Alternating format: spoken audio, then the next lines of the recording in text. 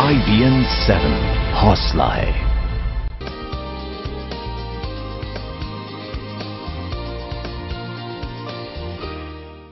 अपने स्क्रीन पर देखिए अमेरिका के राष्ट्रपति की पत्नी Michelle Obama, first lady of America, आपको नजर आ रही हैं अभी।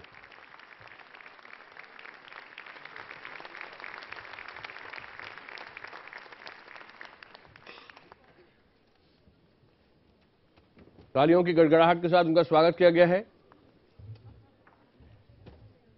Ladies and gentlemen, to introduce the President of the United States, please welcome Ms. Neha Butch.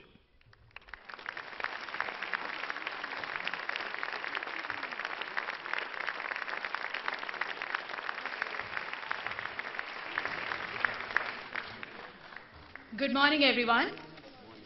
I was hoping for a little good morning back, but thank you so much. It's been a long day. It's been a long time waiting. It has been an honor to have been invited to introduce the President of the United States of America. And of course, the first question I asked was, how do you introduce someone who is known to everyone? So I'm going to try and do this through a short story, and bear with me, it is going to be short and it is connected. So when I was 16 years old, I was determined to change the world. My parents had always said that, if you don't like something, then change it, take action, don't complain. So I started volunteering with two groups of 3 to 4 year olds. One which was in a remand home and one which was in a private school. Now my job was really to help them learn about education, health and environment by using stories and putting them to theater and music. Now some of you who know me out there can vouch for the fact that I cannot carry a tune. Not then, not now, not ever. So it was not easy. But that experience really changed me. I found that while I really look forward to the hugs with the kids in the private school, I tended to avoid most of them in the remand home.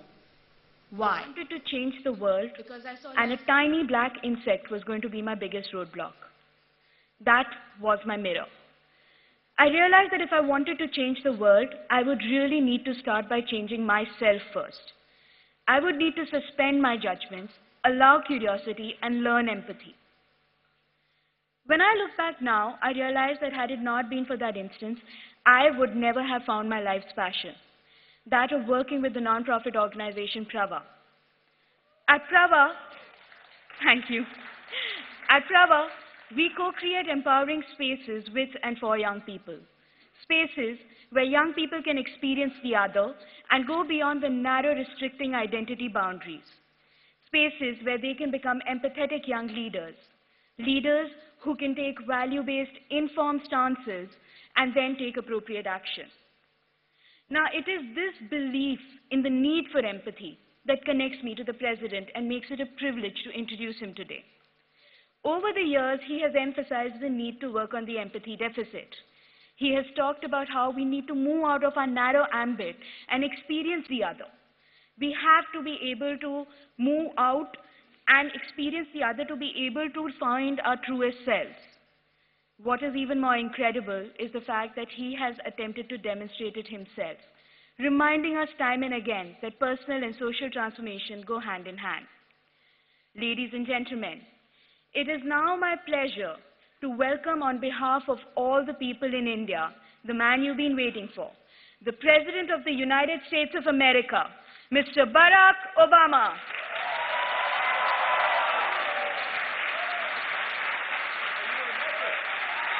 You're very good. Thank you so That was much. fabulous. Thank you. We're very proud of you. Thank you so much. Thank you. Namaste. Thank you so much. Thank you so much, Neha, for what a wonderful introduction.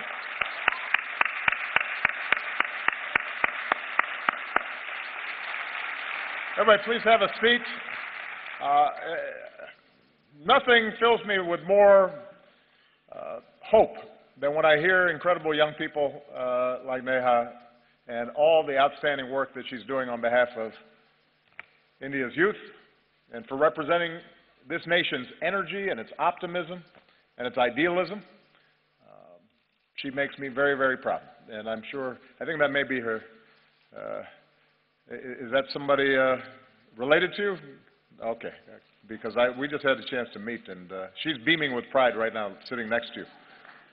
Give Neha a big round of applause once again.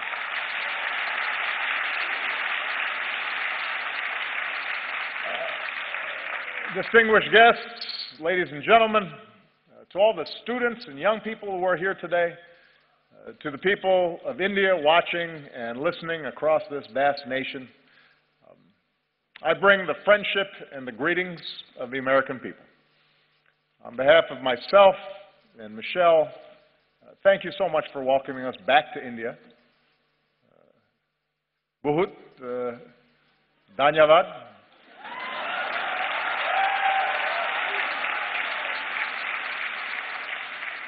It has been a great honor to be the first American president to join you for Republic Day. With the tricolor waving above us, we celebrated the strength of your Constitution. We paid tribute to India's fallen heroes. In yesterday's parade, we saw the pride and the diversity of this nation, including the daredevils on their Royal Enfields, which was very impressive.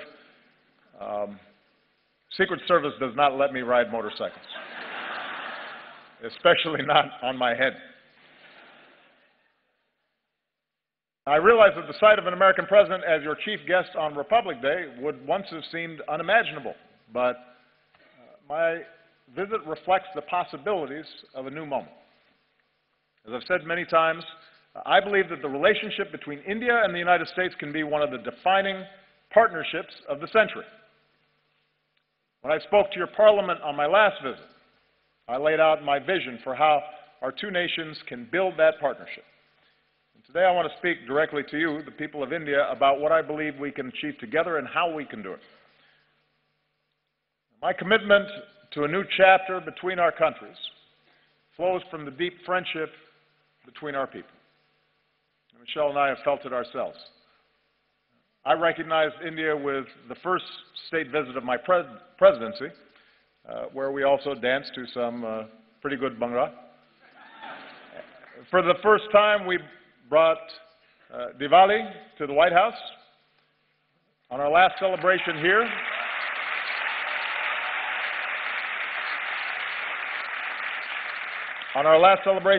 we celebrated the Festival of Lights in Mumbai.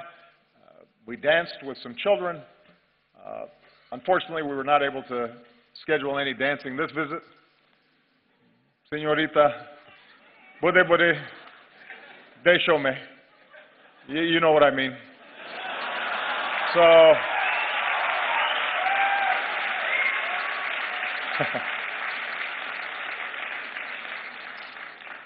everybody said, by the way, how much better a dancer Michelle was than me, which hurt my feelings a little bit. On a more personal level, India represents an intersection of two men who've always inspired me. When Reverend Dr. Martin Luther King Jr. was protesting racial segregation in the United States, he said that his guiding light was Mahatma Gandhi. When Dr. King came to India, he said that being here in Gandhi's land reaffirmed his conviction that in the struggle for justice and human dignity, the most potent weapon of all is nonviolent resistance. And those two great souls are why we can gather here today, Indians and Americans, equal and free. There's another link that binds us. More than 100 years ago, America welcomed a son of India, Swami Vivekananda. And Swami Vivekananda helped bring Hinduism and yoga to our country. And he came to my hometown of Chicago. And there, at a great gathering of religious leaders, he spoke of his faith and the divinity in every soul and the purity of love. And he began his speech with a simple greeting: sisters and brothers of America. So today, let me say, sisters and brothers of India.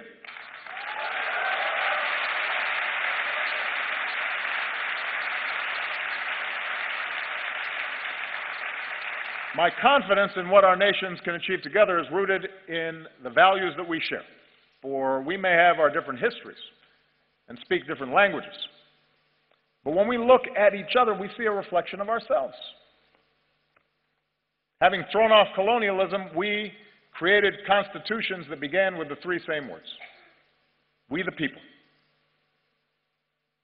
As societies that celebrate knowledge and innovation, we transformed ourselves into high-tech hubs of the global economy. Together, we unlocked new discoveries, from the particles of creation to outer space. And we are among the few nations to have gone to both the moon and to Mars.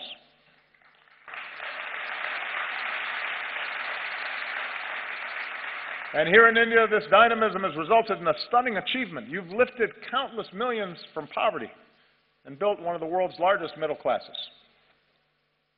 And nobody embodies this progress and this sense of possibility more than our young people. Empowered by technology, you are connecting and collaborating like never before on Facebook and WhatsApp and Twitter. And chances are you're talking to someone in America, your friends or your cousins. The United States has the largest Indian diaspora in the world, including some 3 million proud Indian Americans.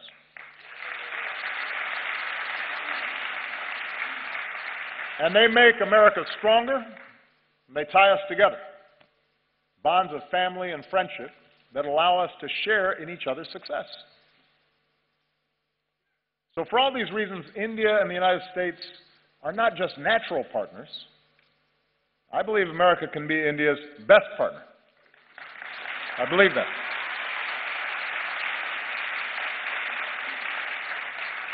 Of course, only Indians can decide India's role in the world, but I'm here because I'm absolutely convinced that both our peoples will have more jobs and opportunity, and our nations will be more secure, and the world will be safer and a more just place when our two democracies, the world's largest democracy and the world's oldest democracy, stand together. I believe that. So here in New Delhi, Prime Minister Modi and I have begun this work anew, and here's what I think we can do together. America wants to be your partner as you lift up the lives of the Indian people and provide greater opportunity. So working together, we're giving farmers new techniques and data, from our satellites to their cell phones, to increase yields and boost incomes. We're joining you in your effort to empower every Indian with a bank account. And with the breakthroughs we achieved on this visit, we can finally move toward fully implementing our civil nuclear agreement, which will mean more reliable electricity for Indians and cleaner non-carbon energy that helps fight climate change.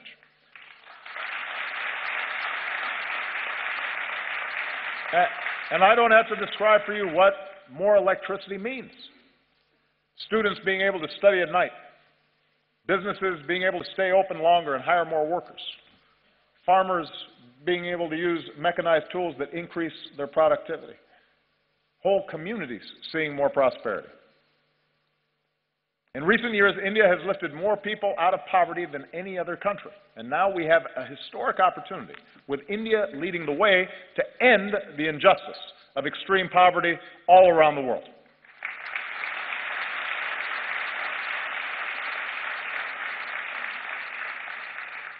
America wants to be your partner as you protect the health of your people and the beauty of this land, from the backwaters of Kerala to the banks of Ganga. As we deliver more energy, more electricity, let's do it with clean, renewable energy like solar and wind. And let's put cleaner vehicles on the road and more filtration systems on farms and villages. Because every child should be able to drink clean water, and every child should be able to breathe clean air. We need our young people healthy for their futures, and we can do it. We have the technology to do it. America wants to be your partner in igniting the next wave of Indian growth. As India pursues more trade and investment, we want to be first in line. We're ready to join you in building new infrastructure, the roads and the airports, the ports, the bullet trains, to propel India into the future. We're ready to help design smart cities that serve citizens better. And we want to develop more advanced technologies with India as we do with our closest allies. We believe we can be even closer partners in ensuring our mutual security. Now, both our nations have known the anguish of terrorism, and we stand united in the defense of our people. And now we're deepening our defense cooperation against new challenges. The United States welcomes a greater role for India in the Asia-Pacific, where the freedom of navigation must be upheld and disputes must be resolved peacefully. And even as we acknowledge the world as it is, we must never stop working for the world as it should be, a world without nuclear weapons. That should be a goal for all of us.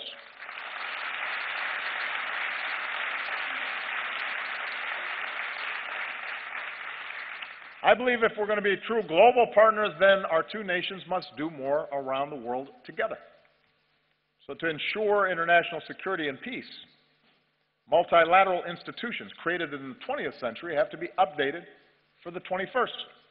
And that's why I support a reformed United Nations Security Council that includes India as a permanent member.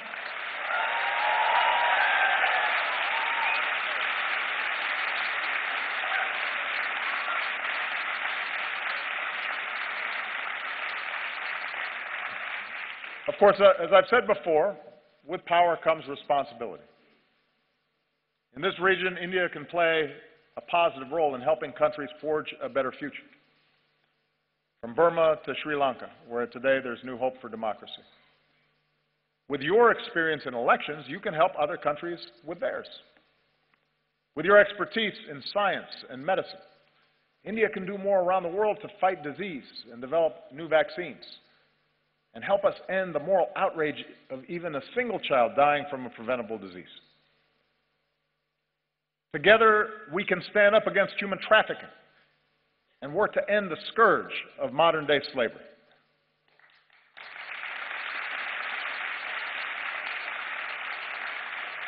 And being global partners means confronting the urgent global challenge of climate change. With rising seas, melting Himalayan glaciers, more unpredictable monsoons, cyclones getting stronger, few countries will be more affected by a warmer planet than India. Now, the United States recognizes our part in creating this problem, so we're leading the global effort to combat it. And today I can say that America's carbon pollution is near its lowest level in almost 2 decades.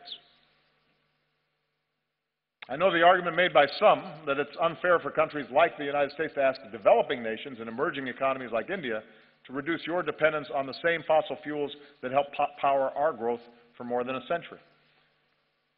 But here's the truth. Even if countries like the United States curb our emissions, if countries that are growing rapidly like India, with soaring energy needs, don't also embrace cleaner fuels, then we don't stand a chance against climate change. So we welcome India's ambitious targets for generating more clean energy. We'll continue to help India deal with the impacts of climate change, because you shouldn't have to bear that burden alone. And as we keep working for a strong global agreement on climate change, it's young people like you who have to speak up so we can protect this planet for your generation. I'll be gone when the worst effects happen. It's your generation and your children that are going to be impacted. That's why it's urgent that we begin this work right now. Development that lifts up the lives and health of our people, trade and economic partnerships that reduce poverty and create opportunity, leadership in the world that defends our security and advances human dignity and protects our planet.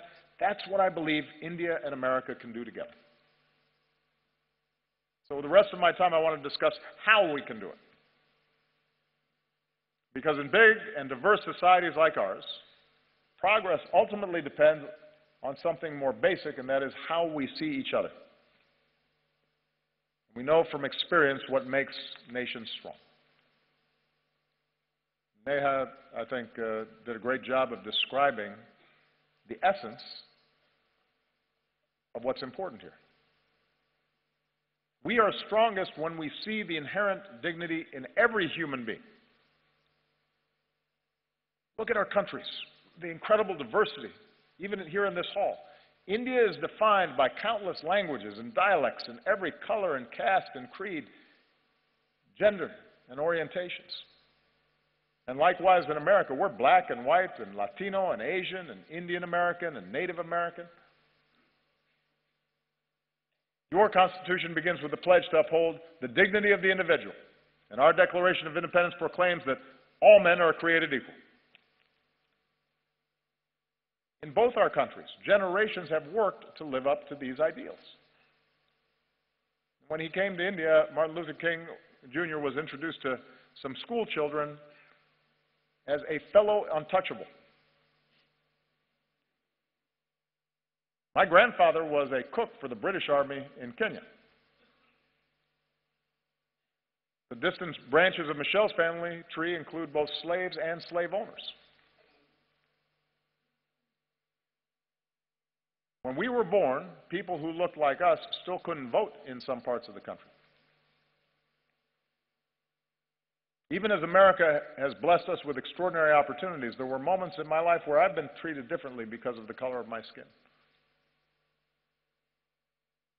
Many countries, including the United States, grapple with questions of identity and inequality and how we treat each other, people who are different than us, how we deal with diversity of beliefs and of faiths.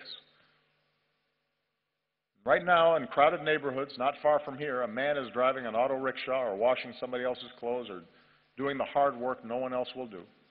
And a woman is cleaning somebody else's house. And a young man is on a bicycle delivering lunch. A little girl is hauling a heavy bucket of water.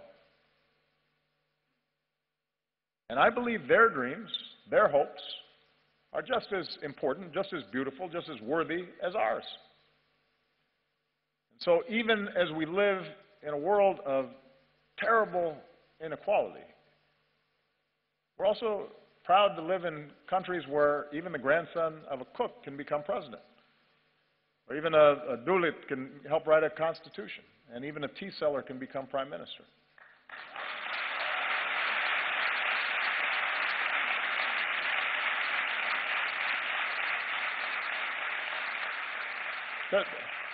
The point is that the aim of our work must be not to just have a few do well,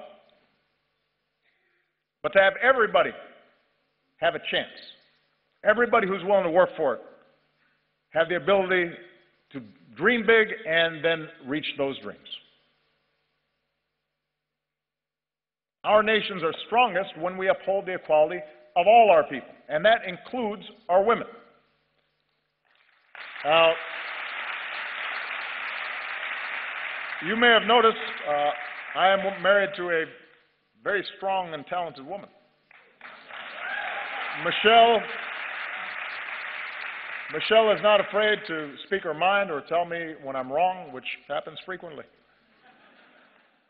And we have two beautiful daughters, so I'm surrounded by smart, strong women. And in raising our girls, we've tried to instill in them basic values. A sense of compassion for others and respect for themselves and the confidence that they can go as far as their imaginations and abilities will carry them. And as part of Michelle's work as First Lady, she's met with women and girls around the world, including here in India, to let them know that America believes in them too. In the United States, we're still working to make sure that women and girls have all the opportunities they deserve and that they're treated equally. And we have some great role models, including here today, the former Speaker of our House of Representatives, Nancy Pelosi, who was the first woman Speaker of the House and my great partner.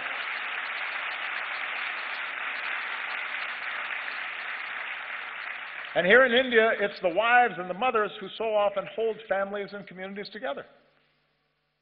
Indian women have shown that they can succeed in every field, including government, where many of your leaders are women. And the young women who are here today are part of a new generation that is making your voice heard and standing up and determined to play your part in India's progress. And here's what we know. We know from experience that nations are more successful when their women are successful. When girls go to school,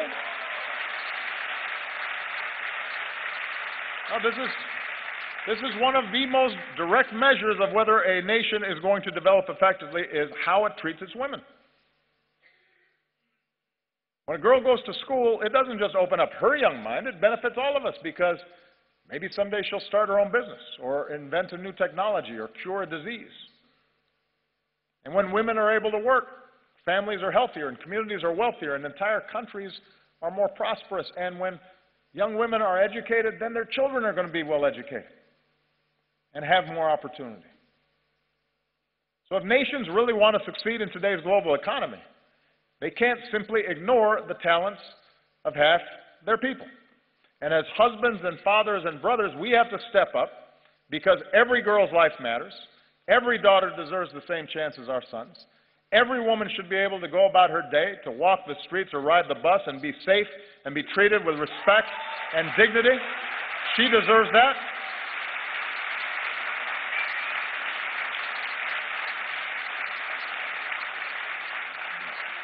And one of the favorite things about this trip for me has been to see all these incredible Indian women in the armed forces, including the person who commanded the guard that greeted me when I arrived.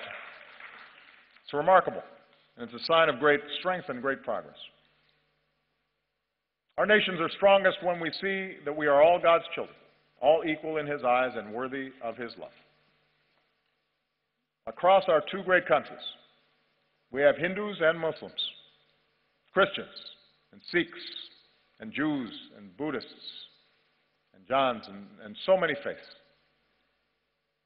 And we remember the wisdom of Gandhiji, who said, "For me, the different religions are beautiful flowers from the same garden, or they are branches of the same majestic tree." Branches of the same majestic tree. Our freedom of religion is written into our founding documents. It's part of America's very first amendment. Your Article 25 says that all people are equally entitled to freedom of conscience and the right freely to profess, practice, and propagate religion. In both our countries, in all countries, upholding this fundamental freedom is the responsibility of government, but it's also the responsibility of every person. In our lives, Michelle and I have been strengthened by our Christian faith. But there have been times where my faith's been questioned by people who don't know me. Or they've said I adhere to a different religion, as if that were somehow a bad thing. Around the world, we've seen intolerance and violence and terror perpetrated by those who profess to be standing up for their faith, but in fact are betraying it. No society is immune from the darkest impulses of man, and too often religion has been used to tap into those darker impulses as opposed to the light of God. 3 years ago in our state of Wisconsin, back in the United States, a man went into a Sikh temple and in a terrible act of violence killed 6 innocent people, Americans and Indians. And in that moment of shared grief, our two countries reaffirmed a basic truth, as we must again today, that every person has the right to practice their faith how they choose, or to practice no faith at all, and to do so free of persecution and fear and discrimination.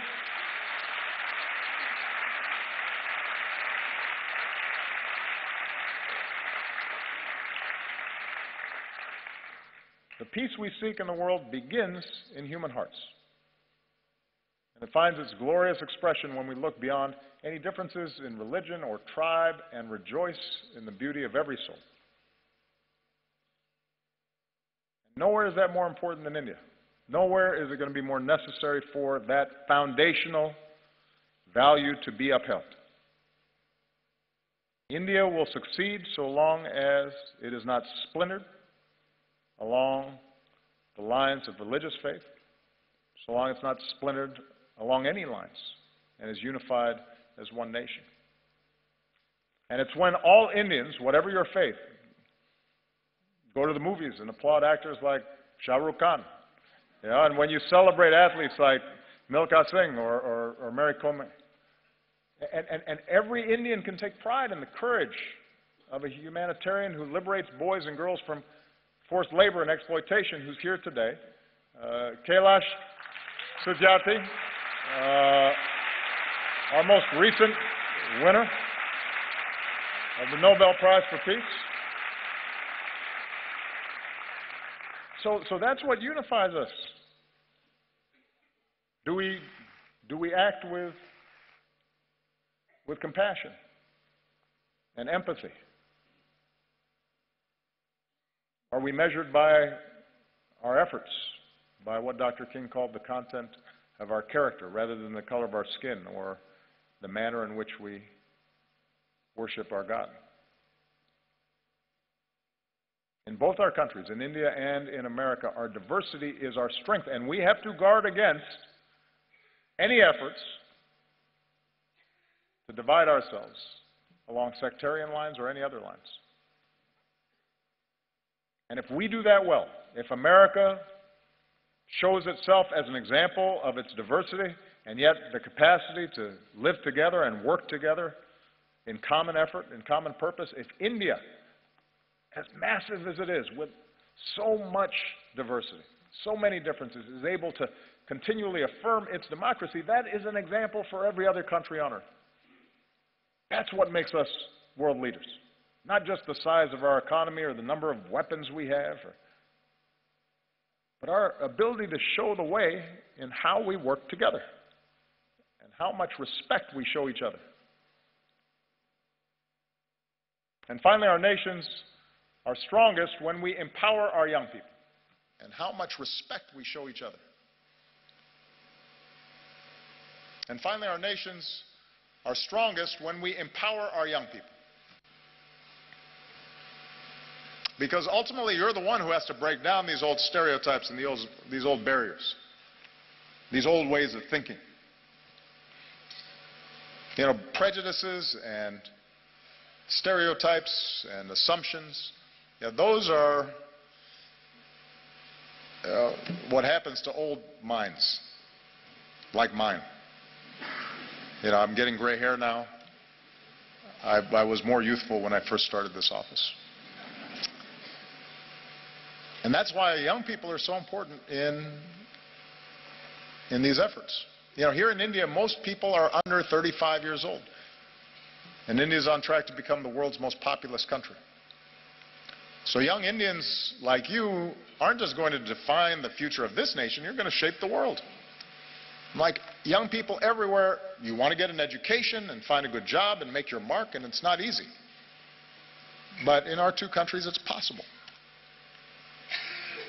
Remember, Michelle and I don't come from wealthy backgrounds or famous families. Our families didn't have a lot of money. We did have parents and teachers and communities that cared about us, and with the help of scholarships and student loans, we were able to attend some of the best schools in the world. Without that education, we wouldn't be here today. So whether it's in America or here in India or around the world, we believe young people like you ought to have every chance to pursue your dreams as well. So as India builds new community colleges, we'll link you with our own, so more young people graduate with the skills and training to succeed. We'll increase collaborations between our colleges and universities and help create the next Indian Institute of Technology. And we'll encourage young entrepreneurs who want to start a business. And we'll increase exchanges, because I want more American students coming to India and more Indian students coming to America.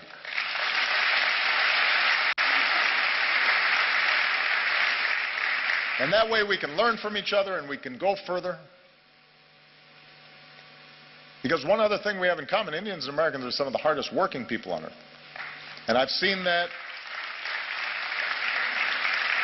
Michelle and I have seen that in a family here in India. I just want to tell you a quick story. On our last visit here, we visited Humayun's tomb. And while we were there, we met some of the laborers who are the backbone of this nation's progress. We met their children and their families as well. And some wonderful young children with bright smiles, sparks in their eyes. And one of the children we met was a boy named Vishal. And today Vishal is 16 years old, and he and his family live in South Delhi in the village of Bourbon. Vishal. And his mother works hard in their modest home, and his sister is now in university. She wants to become a teacher. His brother is a construction worker earning his daily wage. And his father works as a stone layer farther away, but sends home what little he makes so Vishal can go to school. And Vishal loves math, and mostly he studies. And when he's not studying, he likes watching Kubudi. And he dreams of someday joining the Indian Armed Forces. And we're grateful that Vishal and his family joined us today. We're very proud of him because he's an example of the talent that's here. And then Vishal's dreams are as important as Malia and Sasha's dreams, our daughters. And we want him to have the same opportunities. Sisters and brothers of India. Now, we are not perfect countries, and we've known tragedy and we've known triumph. We're home to glittering skyscrapers, but also terrible poverty. And new wealth, but also rising inequality. We have many challenges in front of us. But the reason I stand here today, and I'm so optimistic about our future together, is that despite our imperfections, our two nations possess the keys to progress in the century ahead. We vote in free elections. We work and we build and we innovate. We lift up the least among us. We reach for heights previous generations could not even imagine. We respect human rights and human dignity, and it is recorded in our constitutions. And we keep striving to live up to those ideals put to paper all those years ago. And we do these things because they make our lives better and safer and more prosperous, but we also do them because our moral imaginations extend beyond the limits of our own lives. And we believe that the circumstances of our birth need not dictate the arc of our lives. We believe in the father working far from home, sending money back so his family might have a better life. We believe in the mother who goes without so that her children might have something more. We believe in the laborer earning his daily wage and the student pursuing her degree. And we believe in a young boy who knows that if he just keeps studying, if he's just given the chance, his hopes might be realized too. We are all beautiful flowers from the same garden, branches of the same majestic tree. And I'm the first American president to come to your country twice, but I predict I will not be the last, because as Americans, we believe in the promise of India, we believe in the people of India, we are proud to be your friend, we are proud to be your partner as you build the country of your dreams. Jai Hind. Thank you. Jai Hind. आजा रे आजा रे आजा रे आजा रे भले कितने लंबे हो रखते हो थक न तेरा ये तन हो आजा रे सुन ले पुकार डगरिया रहना ये प्रोफेसर राकेश सिन्हा हमारे साथ जुड़ गए। प्रोफेसर सिन्हा, शाहरुख की बात करना और शाहरुख का गाना आप बज रहे हैं वहां से। देखिए, मुझे लग रहा है कि ओबामा जी ने भारत को सही अर्थों में पहचानने की कोशिश की है जी। और आज का जो उनका भाषण था सिर्फ एक मित्र राष्ट्र के राष्ट्रपति के रूप में ही नहीं था, बल्कि स्टेट्समैन के रूप में बोल रहे थे। उन्होंने देखा कि राजनीतिक बातों के अलावा उन्होंने सामाजिक और सांस्कृतिक पक्ष को सामने रखने की कोशिश की। ह्यूमन डिग्निटी की बात की है, वुमेन इक्वलिटी की बात की है, और साथ ही साथ भारत का जो अचीवमेंट है। एक बात आप ध्यान दीजिए कि उन्होंने कहा कि भारत के युवाओं की संख्या भारत में बढ़ने वाली है। पूरे विश्व में भारत के युवाओं की संख्या 65%, 10 साल बाद भारत में कुल आबादी का 65% भारत के युवा होंगे जो 35 साल के नीचे होंगे। तो भारत की भूमिका कैसे हो, यह ओबामा देख रहे हैं। और एक बात जो उन्होंने बहुत मार्का किया है कि भारत के लोकतंत्र की उन्होंने तारीफ करते हुए कहा कि यहाँ एक चाय वाला प्रधानमंत्री हो सकता है और एक दलित संविधान बना सकता है। ओबामा जो स्वयं जिन परिस्थितियों से गुजरे, उन्होंने कहा उनके ग्रैंडफादर कुक थे केनिया के आर्मी में, और कई दुनिया के कई हिस्सों में उनको वोट देने का अधिकार नहीं था, रंग भेद की नीति के शिकार रहे। इन परिस्थितियों में उन्होंने देखा कि आज से लगभग 50-60 साल पहले 60 साल पहले भारत का संविधान निर्माता एक ऐसा दलित था जो कि दुनिया भर में जो मार्जिनलाइज्ड लोग हैं उनके साथ भेदभाव होता था और एक दलित संविधान बनाता बिल्कुल। और सूर्या, आपका भी ध्यान चाहूंगा, आमिर खान की फिल्म का गाना चल रहा है, शाहरुख खान की बात करना, मेरी कॉम की बात करना, नमस्ते कहना, दिवाली, भगड़ा, सब कुछ याद आया। इतना कंटेंट, इंडियन कंटेंट किसी अमेरिकी राष्ट्रपति के भाषण में आज तक कभी आपने सुना है? फाइन स्पीच, लेकिन बार बार एक पार्टनरशिप की बात भी निकल आती है। बार बार ही सेज कि we must stand together, America can be India's best partner, diversity is our strength. बार बार जो कॉमनैलिटीज हैं इंडिया और अमेरिका के बीच, he is stressing on that कि हम दोनों साथ में हैं। वो आखिरी प्रेसिडेंट नहीं होगा जो अमेरिका से आएंगे यहाँ इंडिया में। So he is stressing partnership कि we have a long way to go together, और उसको सीधे लोगों तक ले जाने का प्रयास जो कि स्क्रीन पर अभी नजर आ रहा है। लोग सेल्फीज ले रहे हैं, हाथ मिला रहे हैं सूर्या, लेकिन साथ ही साथ सिक्योरिटी वाले कोशिश कर रहे हैं जितना बड़ा नेट उनके आसपास बना दे उतना अच्छा।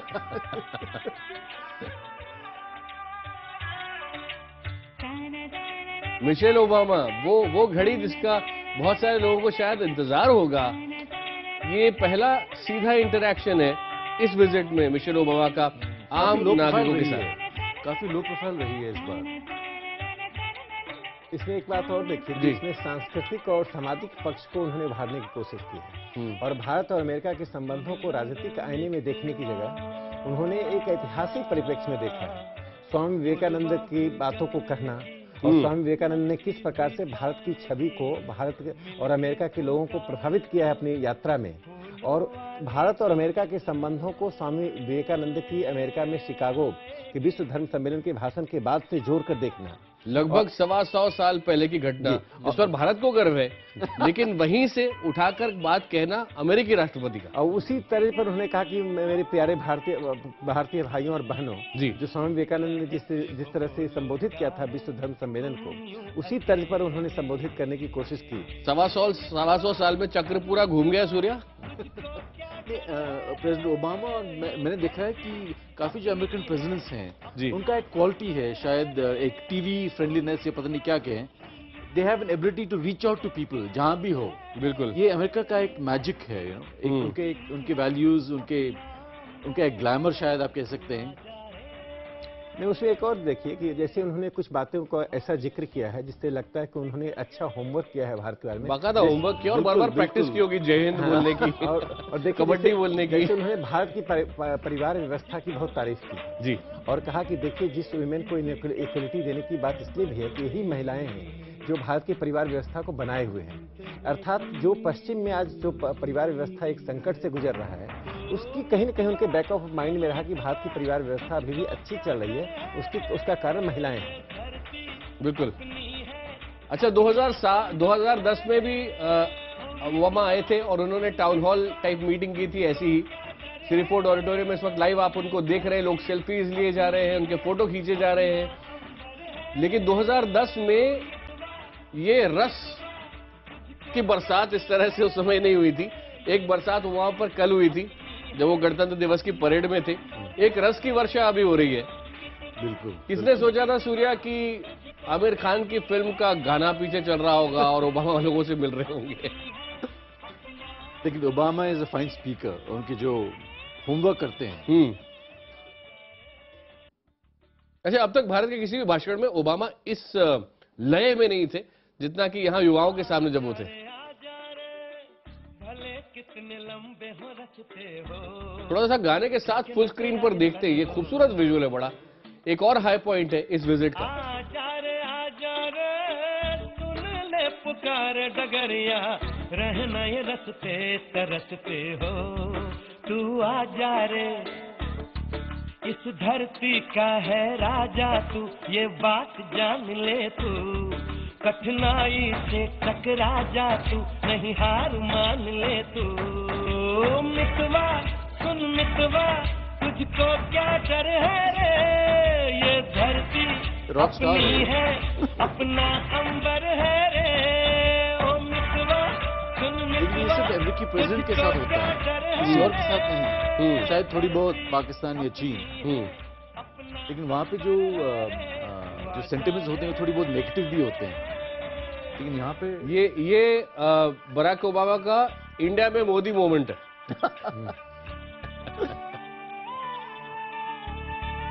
राकेश सिन्हा जी, देखिए, जब भारत आने का उन्होंने न्योता स्वीकार किया जी, ये महत्वपूर्ण इसलिए था कि दूसरी बार कोई अमेरिकी राष्ट्रपति अपने कार्यकाल में भारत आ रहा है और बहुत कम समय के दौर में आ रहा है। और उनको भारत आने के पीछे जो तर्क था वो तर्क की ताकत थी। ताकत यह था कि भारत के साथ और अमेरिका मिलकर काम करे, चूंकि जो विश्व स्तर पर अमेरिका स्वयं चुनौती महसूस कर रहा है आतंकवाद का, उससे भारत एक सहयोगी हो सकता है। दूसरी जो महत्वपूर्ण बात है, देखिए, भारत वही है, अमेरिका वही है, लेकिन दोनों का नेतृत्व की भूमिका बहुत ही महत्वपूर्ण है। आज वहाँ जॉर्ज बुश की जगह ओबामा है और यहाँ मनमोहन सिंह की जगह नरेंद्र मोदी है। नरेंद्र मोदी ने जो एक रुख अख्तियार किया अंतर्राष्ट्रीय राजनीति में, उसने अमेरिका के नेतृत्व को प्रभावित किया है। अच्छा, लेकिन एक और चीज यहाँ पर अभी हम जो देख रहे हैं, ओबामा यहाँ से रवाना हो गए तो इंटरैक्शन जिसकी आशा थी कई लोगों को, वो शायद नहीं हो रहा है, क्योंकि अब वो यहाँ से निकल गए हैं, समय भी हो चुका है, उनको आईटीसी मौर्या वापस पहुंचना है। और ओबामा अब सीरीफोर्ड ऑडिटोरियम के कम से कम जो सामने कैमरों के सामने जो इलाका है वहां से बाहर निकल गए हैं। ये विजुअल्स अब से थोड़ी देर पहले के हैं, लेकिन उनकी सिक्योरिटी देखिए, यही लोग आपको नजर आए थे गणतंत्र दिवस की परेड के समय में भी। वो इस वक्त एक बाकायदा बिल्कुल अमेरिकी राष्ट्रपति के आसपास है, एक एक व्यक्ति को ध्यान से देख रहे हैं। तो इसी के साथ लगभग समाप्ति है सूर्या इस विजिट की।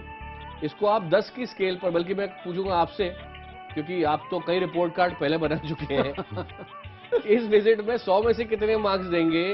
भारत और अमेरिका के रिश्तों को कितना आगे बढ़ाएगी ये विजिट? हाँ, अगर मैं करीब 80 डिस्टिंक्शन से भी 5 ऊपर दे रहे हैं। बिल्कुल। क्यों? बिल्कुल, क्योंकि इन्होंने एक डायरेक्शन दिए हैं। थोड़ी बहुत जो CBM जरूरी था इन रिश्तों को जरा बढ़ाने में, that I think both leaders have given, और ये जरूरी भी था, क्योंकि बीच में हम सारे इधर उधर हो गए। लेकिन एक डायरेक्शन दिए हैं, एक क्लैरिटी है आगे जाने का। और जो न्यूक्लियर डील है, जो एक स्ट्रेटेजिक एग्रीमेंट है इंडिया और US के बीच, that has received a boost in the arm, a shot in the arm. Professor Rakesh Sinha, क्या ये एक सिग्नल है चीन जैसे देशों के लिए भी कि भारत तो अमेरिका के साथ आगे बढ़ने के लिए पूरी तरह तैयार है और बड़े बदलाव के लिए तैयार है? दोस्ती का हाथ बढ़ाकर आप भी हमारे साथ कुछ कंस्ट्रक्टिव एंगेजमेंट करें तो बात आगे बढ़े। देखिए, अंतर्राष्ट्रीय राजनीति में एक नया समीकरण है। भारत और अमेरिका अभी तक ट्रेड पार्टनर थे, जूनियर और सीनियर पार्टनर की स्थिति थी। अभी अमेरिका ने भारत को अपने समान स्तर पर स्वीकार करके और एक साथ चलने का जो वादा किया है, यह चीन के लिए एक संदेश है। साथ साथ पाकिस्तान की अहमियत को उन्होंने बहुत नीचे करके देखा है। पाकिस्तान को एक तरह से आतंकवाद के साथ जोड़कर देखा, जो भारत की नीति रही कि आतंकवाद और दोस्ती साथ साथ नहीं चल सकता है। एक जो सबसे महत्वपूर्ण पक्ष है इस यात्रा का, ओबामा ने भारत की भूमि पर भारत के लोगों के बीच भारत का सुरक्षा परिषद में सदस्यता के प्रति अपनी प्रतिबद्धता दिखाई है, जो एक बहुत बड़ा मैं कंट्रीब्यूशन मानता हूं। और 3 बातों में भारत और अमेरिका का एक सहयोग की बात की है। एक टेक्नोलॉजी में, ट्रेड में, तीसरा टेररिज्म के खिलाफ अभियान में। तो 3T के साथ वो भारत से जा रहे हैं। 3T आपने बताया, टेररिज्म, ट्रेड, टेक्नोलॉजी और टेररिज्म। ट्रेड, टेक्नोलॉजी, टेररिज्म, इसी ऑर्डर में तो वो जा रहे हैं कि, और उनको लगता है कि जो अमेरिका की जो अर्थव्यवस्था है, उस अर्थव्यवस्था और भारत की जो अर्थव्यवस्था की, दोनों की जरूरतें अलग अलग हैं। भारत को इन्वेस्टमेंट चाहिए और अमेरिका को मंदी से निकलने के लिए थोड़ा बाजार चाहिए। बिल्कुल, और उसके लिए ये जो दोनों लीडर्स हैं, इनकी भूमिका अहम रही है। 2 चित्र हम स्क्रीन पे दिखा रहे हैं। एक तरफ ओबामा को हाथों हाथ लिया है युवाओं ने, जिस तरह से तालियों की गड़गड़ाहट के साथ स्पीच के बीच में भी, और जब अंत में उन्होंने जय हिंद बोला उसके बाद भी उनका स्वागत हुआ। लोग उनसे मिलना चाह रहे थे। समय कम है, वहां से अब निकल चुके हैं। थोड़ी देर पहले के ये विजुअल्स हैं। और कल गणतंत्र दिवस में बारिश हो रही थी, ठंड थी, सिर पे छत नहीं थी, उसके बावजूद बराक ओबामा और उनकी पत्नी मिशेल ओबामा लगातार वहां पर रहे। 3 T's बताए अभी अभी प्रोफेसर राकेश सिन्हा ने। आपसे ये समझना चाहूंगा सूर्या कि ये पूरी विजिट जो हो गई है, इसके बाद चीन की ओर से हम क्या अपेक्षा कर सकते हैं?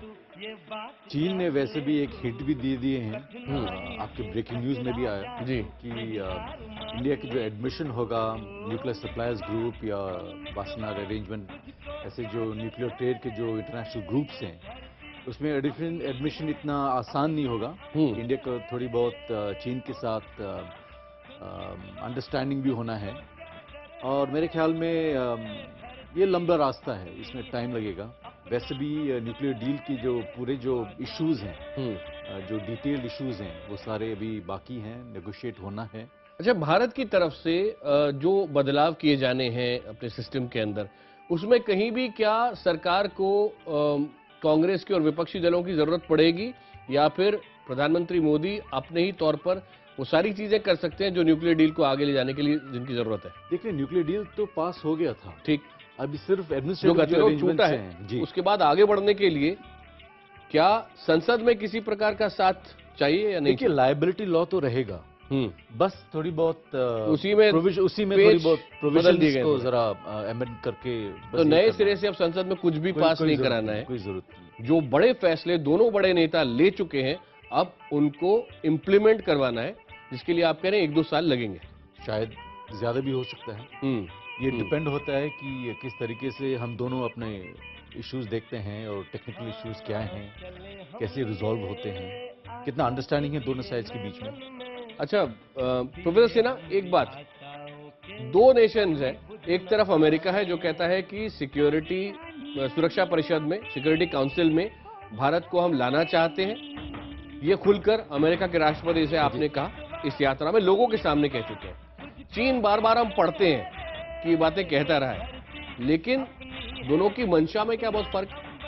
देखिए, चीन कभी नहीं चाहेगा कि भारत सुरक्षा परिषद का स्थायी सदस्य बने, लेकिन अमेरिका के कमिटमेंट के बाद मुझे लगता है कि स्थिति ज़्यादा स्मूथ होगी, क्योंकि चीन प्रत्यक्ष रूप से भारत का विरोध नहीं कर सकता है सुरक्षा परिषद में आने का। चीन को भारत की जरूरत है, और अमेरिका और भारत के संबंधों के बाद चीन, क्योंकि चीन पर अमेरिका की निर्भरता और चीन पर भारत की निर्भरता दोनों कम करने के लिए आवश्यक है कि भारत और अमेरिका साथ साथ मिलकर ट्रेड के फील्ड में काम करें, टेक्नोलॉजी के फील्ड में काम करें, और क्योंकि आतंकवाद को रोकने में चाइना की अंतर्राष्ट्रीय राजनीति में कोई भूमिका नहीं है, किसी भी प्रकार का मदद देने के लिए चाइना तैयार नहीं है आज अमेरिका को। और दूसरी बात क्या है कि देखिए, भारत एक लोकतांत्रिक देश है और अमेरिका एक लोकतांत्रिक देश है, दोनों के बीच जो मित्रता होगी वो बहुत ट्रांसपेरेंट मित्रता होगी। चीन के साथ एक अविश्वसनीयता का टैग लगा हुआ है। चीन का में सत्ता बदलते ही राजनीति किस तरह से पलटेगी, क्या स्थिति होगी, तो एक अविश्वसनीयता और अनिश्चितता का माहौल चीन में हमेशा बना रहता है जब अंतर्राष्ट्रीय राजनीति के क्षेत्र में। बिल्कुल, ये 2 विजुअल्स आपके सामने हैं, आपको सुनाते हैं अभी अपने भाषण में क्या खास बातें कही अमेरिका के राष्ट्रपति ने।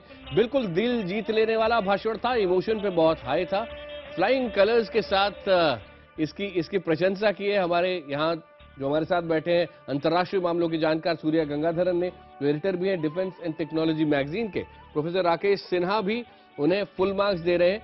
ये 2 विजुअल्स, वी लव ओबामा, कल गणतंत्र दिवस की परेड में बाकायदा लोग ये लेकर खड़े थे, और आज कोई प्लेकार्ड नहीं था, तो इस तरह का लिखा हुआ कहीं नहीं था, लेकिन सबके चेहरों पर था, yes we love Obama. Obama ने क्या क्या खास बातें कही है, इस पर भी हम आ रहे हैं। Crowd here today.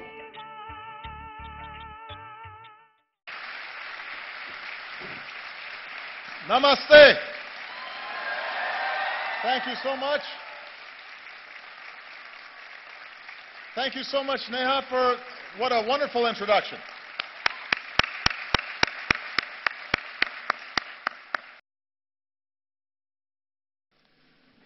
Señorita, bude desho me. You know what I mean. So,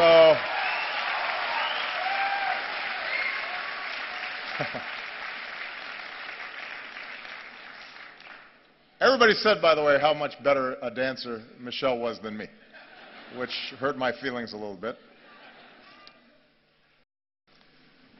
Señorita, bude desho me. You know what I mean. So,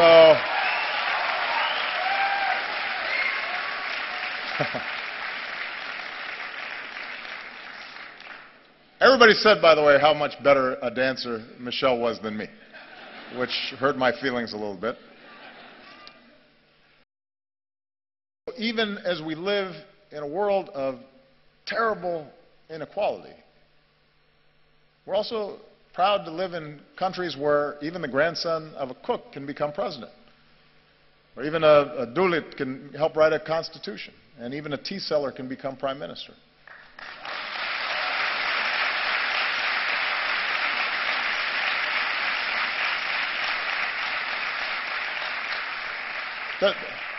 The point is that the aim of our work must be not to just have a few do well, but to have everybody have a chance. Everybody who's willing to work for it have the ability to dream big and then reach those dreams. Husbands and fathers and brothers, we have to step up because every girl's life matters. Every daughter deserves the same chance as our sons.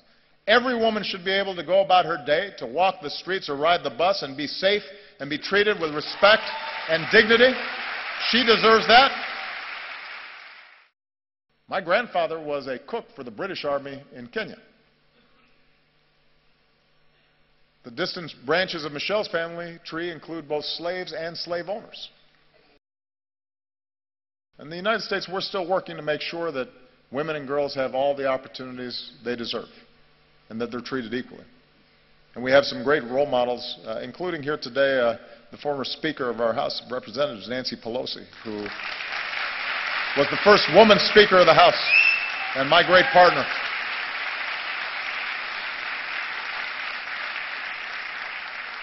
And here in India, it's the wives and the mothers who so often hold families and communities together. Indian women have shown that they can succeed in every field, including government, where many of your leaders are women. And the young women who are here today are part of a new generation that is making your voice heard and standing up and determined to play your part in India's progress.